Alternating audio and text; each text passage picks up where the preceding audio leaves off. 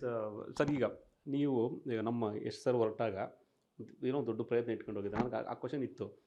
After K G F 1, 2 ಆದ್ಮೇಲೆ ದೊಡ್ಡ ದೊಡ್ಡ ಡೈರೆಕ್ಟರ್ಗಳು, ಪ್ರೊಡ್ಯೂಸರ್ಗಳು ಬಂದು ನಿಂತಿರ್ತಾರೆ. ಬಟ್ ಒಬ್ಬ ಹೆಣ್ಮಗಳು ಹೇಳಿದ ಕಥೆಯನ್ನು ಡೆವಲಪ್ ಮಾಡಿ ಈ ಲೆವೆಲ್ಗೆ ತಗೊಂಡೋಗೋದಿದೆಯಲ್ಲ ಸರ್, ಒಂದು ಆ ಹೆಣ್ಮಗಳ ಕಥೆಯಲ್ಲಿ ಇರೋಂಥ ದಮ್ಮು, ಎರಡನೇದು ರೆಸ್ಪೆಕ್ಟ್ಫುಲ್ ಆಗಿರ್ಬೋದು, ಮತ್ತು ಇದರಿಂದ ಹೊರಟ್ರೆ ನಾವು ಏನೋ ಒಂದು ಆಗುತ್ತೆ ಆ ಸ್ಟೋರಿ ಏನು ಅಂತೇಳಿ ಆ ಧೈರ್ಯಕ್ಕೆ ಎಷ್ಟು ಮಾರ್ಕ್ಸ್ ಕೊಡ್ತೀರಾ ಸರ್? ಅದು ಗೀತು ಮೋಹನ್ ದಾಸ್ ಅವರು ಅಖಂಡ ಪ್ರತಿಭಾವಂತರವರು. ಮಲಯಾಳಮಲ್ಲೂ ಒಂದು ಅದ್ಭುತ ಸಿನಿಮಾ ಮಾಡಿ ಎಷ್ಟೋ ಜನ ಏನೇನೋ ಕಥೆಗಳನ್ನು ತಗೊಂಬರೋ ಟೈಮಲ್ಲಿ ಅವರ ಒಂದು ಕಥೆ ಓಕೆ ಆಗಬೇಕಂದ್ರೆ ಅವರಲ್ಲಿ ಏನೋ ಇದ್ದರೆ ಮಾತ್ರ ಯಶು ಹೂ ಅನ್ನೋದು. ಅದು ಆ ಕಾಂಬಿನೇಷನ್ ಸುಮ್ಮನೆ ಹುಟ್ಟಿದ್ದಲ್ಲ. ಮತ್ತು ಅವರು ಗೀತು ಮೋಹನ್ ದಾಸರ ಪತಿರಾಯರು ಈ ಲೋಕದವರೇ ಅಲ್ಲ, ಅವರು ಸಿನಿಮಾಟೋಗ್ರಫರ್. ಒಂದು ನೀವು ಈತನೇ ಕೈಯಲ್ಲಿ ಹಿಡ್ಕೊಂಡು ಒದ್ದಾಡ್ತಿದ್ದಾರೆ ಪಾಪ ಸಿನಿಮಾಟೋಗ್ರಫರ್ ಇಲ್ಲಿದ್ದಾರೆ. ಈ ಸಂದರ್ಶನ ರೆಕಾರ್ಡ್ ಆಗಬೇಕಂದ್ರೆ ಒಬ್ಬ ಸಿನಿಮಾಟೋಗ್ರಫರ್ ಬೇಕು.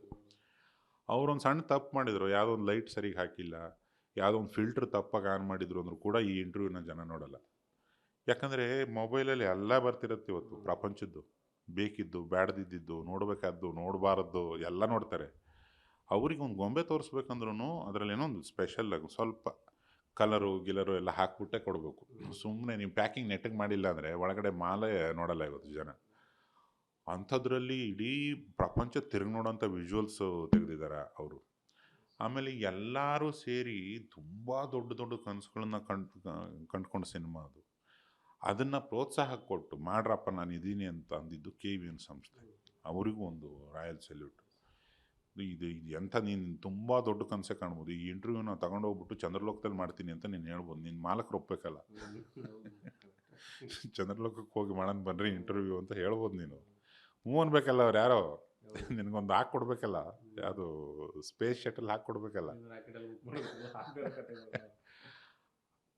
ಅಂತೆಲ್ಲ ಆಗ್ಬಿಡುತ್ತದು. ಹೌದಾ, ಮಾಡ್ತೀವಿ, ಹೆಂಗೆ ಮಾಡ್ತೀಯ ಹೇಳು, ಕಳಿಸ್ತೀನಿ ನಿನ್ನ ಅಂತಾರೆ. ಹಂಗಿದ್ದಾಗ ನಿನಗೊಂದು ಉತ್ಸಾಹ, ಈ ಇಂಟರ್ವ್ಯೂನ ಬೇರೆ ಥರ ತೆಗಿತೀನಿ. ಅದಕ್ಕೆ ಹೇಳೋದು, ಈ ಹಣ ಹೂಡೋರಿಗೂ ಅದೇ ರೇಂಜಿನ ಪ್ಯಾಷನ್ ಇರಬೇಕು. ಎಲ್ಲರಿಗೂ ಒಂದು ಪ್ಯಾಷನ್, ಒಂದು ವ್ಯಾಮೋಹ ಇದ್ರೇ ಸಿನಿಮಾಗಳು ಮೇಲ್ಮಟ್ಟಕ್ಕಾಗೋದು. ಸರ್ ಆಮೇಲೆ ಎಸ್ ಸರು ಆಫ್ಟರ್ 1 KGF 2 ಎಲ್ಲ ಆದಮೇಲೆ ಸ್ವಲ್ಪ ಎದುರಿದ್ರ ಅಂತ ಸರ್, ಕೊಟ್ಬಿಟ್ಟಿದ್ದೀನಿ ಏನೋ ಒಂದು ಸೂಪರ್ 2 ಸೂಪರ್ ಹಿಟ್ ಆಯಿತು, ಇನ್ನೇನೇ ಕೊಟ್ಟರು ಕೂಡ ಅದು ನೆಕ್ಸ್ಟ್ ಲೆವೆಲ್ಗೆ ಇರಬೇಕು ಅನ್ನೋದ್ರಲ್ಲಿ ಒತ್ತಡಕ್ಕೋ ಅಥವಾ ಹೆದರಿದ್ರ ಅಥವಾ ಸ್ವಲ್ಪ ಅದರಲ್ಲಿ ಕಸಿ ಬಿಸಿ ಆದ್ರ ಅನ್ನೋದು ಸರ್ ನನ್ನ ಪರ್ಸ್ನಲ್ ಡೌಟ್ ಇದು. ಆತನಿಗೆ ಹೆದರಿಕೆ ಅನ್ನೋ ಪದದ ಅರ್ಥನೇ ಗೊತ್ತಿಲ್ಲ. ಅದು ಈ ಹೆದರ್ಕೊಳ್ಳೋದು, ಇನ್ನೊಬ್ಬ ಏನೋ ಹೇಳ್ಬಿಟ್ರೆ ಏನೋ ಅಂದ್ಕೊಂಡ್ಬಿಡೋದು, ಇವೆಲ್ಲ ಒಂದು ಜಾಯಮಾನನೇ ಅಲ್ಲ. ಆತ ಏನು ಅಂದ್ಕೊತಾನೆ ಅದ್ರ ಕಡೆಗೆ ಆತನ ಗಮನ ಇರುತ್ತೆ. ಹೆದರಬಾರ್ದು. ಈಗ ಈ ಹೆದರಿಕೆ, ಈ ಕೆಲವು ಮಕ್ಕಳಿಗೆ ಚಿಕ್ಕ ಹುಡುಗ ಇರುತ್ತೆ, ಬೆಂಕಿ ಮುಟ್ಟಿಸ್ತಾರೆ. ಬೆಂಕಿ ಮುಟ್ಬೇಡ ಇದು ಅಂತಾರೆ, ಬೇಕು ಅಂತ ಮುಟ್ಟಿಸ್ತಾರೆ. ಹುಂಬ ಇರ್ತಾನಲ್ಲ, ಈ ಕೆಲವು ನನಗೆ ಮುಟ್ಸೇ ಇಲ್ಲ, ನನಗೂ ಹೆದರಿಕೆ ಅಂದ್ರೆ ಏನು ಅನ್ನೋದೇ ಗೊತ್ತಿಲ್ಲ. ಇವನೇನೋ ಅಂದ್ಕೊಂಬಿಟ್ಟ, ಅವನೇನೋ ಮಾಡ್ಬಿಡ್ತಾನೆ, ಅಯ್ಯೋ ಎಲ್ಲ ಬಂದಾಗೋಯ್ತು, ಏನು ಮಾಡೋದು, ಇವೆಲ್ಲ ಕಥೆನೇ ಇಲ್ಲ. ಇರೋದೊಂದು ಬದುಕು, ಮೇಲ್ಮಟ್ಟಕ್ಕೆ ಕನಸು ಕಾಣ್ತಾನೆ ಹೋಗ್ಬೇಕು. ನಿನಗೆ ಯೋಚನೆ ಮಾಡೋಕ್ಕೆ ಹೆದರಕ್ಕೆ ಕೂಡ ಟೈಮ್ ಇರಬಾರ್ದು. ಹಂಗೆ ಬದುಕ್ಬಿಟ್ಟಾಗ ಅದೊಂದು ಉದಾಹರಣೆ ಆಗುತ್ತೆ. ಆ ಉದಾಹರಣೆನೇ rocking star. He doesn't know what is fear. Sir ಕೊನೆಯದಾಗಿ ತಬಾಹಿ ಹಾಡು ನೆಕ್ಸ್ಟ್ ಲೆವೆಲ್ ಹಿಟ್ ಆಗಿದೆ. ನಿನ್ನ ಬೇರೆ ಬೇರೆ ಹಾಡುಗಳಿಗೆ ತಾವು ಬರೆದಿದ್ದೀರಾ ಅಥವಾ ಈ ಹಾಡನ್ನು ಎಂಜಾಯ್ ಮಾಡಿ ಅಂತ ಹೇಳ್ತೀರಾ?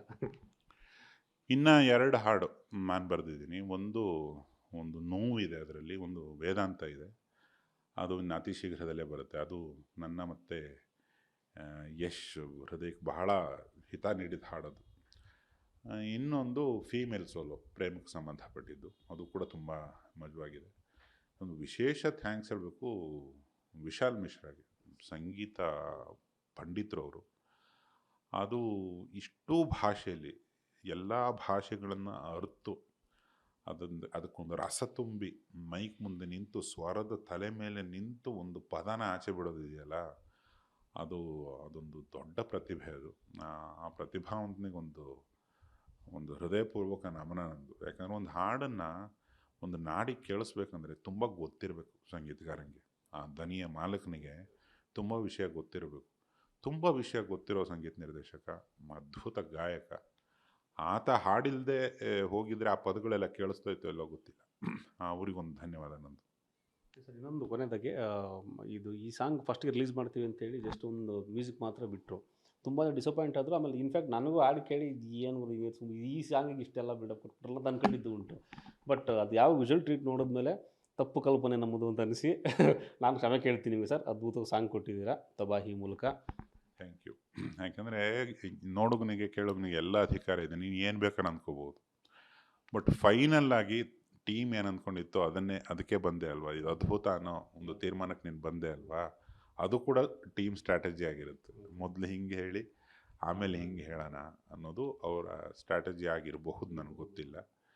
ಸೊ ಇಡೀ ಸಿನಿಮಾ ನನಗೊಬ್ಬ ಕನ್ನಡಿಗನಾಗಿ, ಒಬ್ಬ ಮಾಮೂಲಿ ಪ್ರೇಕ್ಷಕನಾಗಿ ನನ್ನ ನಿರೀಕ್ಷೆ ಏನಪ್ಪ ಅಂದರೆ, ಈ ಎಲ್ಲರಿಗೂ ಹಠ ಇರುತ್ತೆ, ಎಲ್ಲರಿಗೂ ಕನಸಿರುತ್ತೆ, ದೊಡ್ಡದೇನೋ ಕಿಸ್ತು ದಬಾಕ್ಬಿಟ್ಟು ಅಲ್ಲಿ ಎಬ್ಬಿಸ್ಬಿಡ್ತೀನಿ ಅಂತಿರುತ್ತೆ.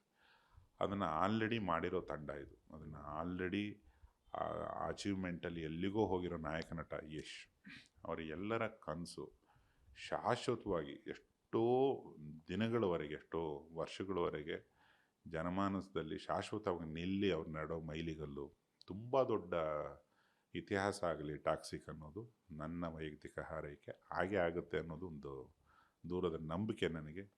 ಜೈ ಟಾಕ್ಸಿಕ್, ಜೈ Yash. Thank you sir, thank you. Cinema super hit ಆಗಲಿ, ನಿಮ್ಮ ಆಸೆ ಈಡೇರಲಿ, ನಮ್ಮ ಆಸೆ ಕೂಡ ಇರಲಿ. ಯಶ್ ಅವ್ರ ಸಿನಿಮಾ ಕರ್ನಾಟಕ ಅಲ್ಲದೆ ಪ್ಯಾನ್ ಇಂಡಿಯಲ್ಲೂ ಪ್ಯಾನ್ ವರ್ಲ್ಡ್ ಸೂಪರ್ ಹಿಟ್ ಆಗಲಿ. ನಮ್ಮ ಯಶ್ ನಮ್ಮ ಹೆಮ್ಮೆ ಅನ್ನೋ ಥರ ಒಳ್ಳೆಯದಾಗಲಿ. ಕ್ಯಾಮ್ರಾ ಪರ್ಸನ್ ನಾಗೇಶ್ ಜೊತೆ ರಮೇಶ್, ಟಿ ಫೈನ್ಯೂಸ್ ಬೆಂಗಳೂರು.